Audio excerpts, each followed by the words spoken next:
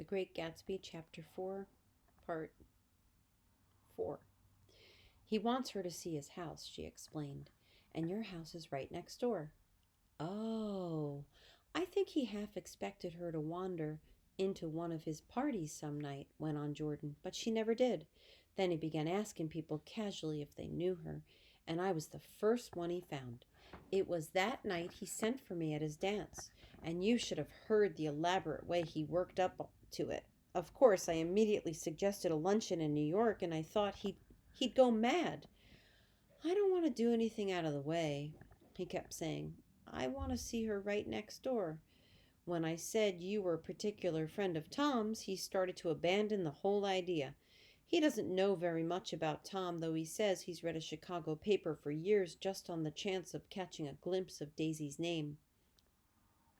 It was dark now, and as we dipped under a little bridge, I put my arm around Jordan's golden shoulder and drew her toward me and asked her to dinner.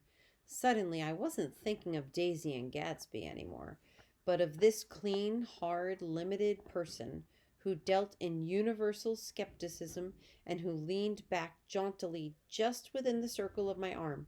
A phrase began to beat in my ear with a sort of heady excitement. There are only the pursued, the pursuing, and the busy and the tired. And Daisy ought to have something in her life, murmured Jordan to me. Does she want to see Gatsby? She's not to know about it. Gatsby doesn't want her to know. You're just supposed to invite her to tea. We passed a barrier of dark trees and then the facade of 59th Street. A block of delicate pale light beamed down into the park. Unlike Gatsby and Tom Buchanan, I had no girl whose disembodied face floated along the dark cornices and blinding signs, and so I drew up the girl beside me, tightening my arms.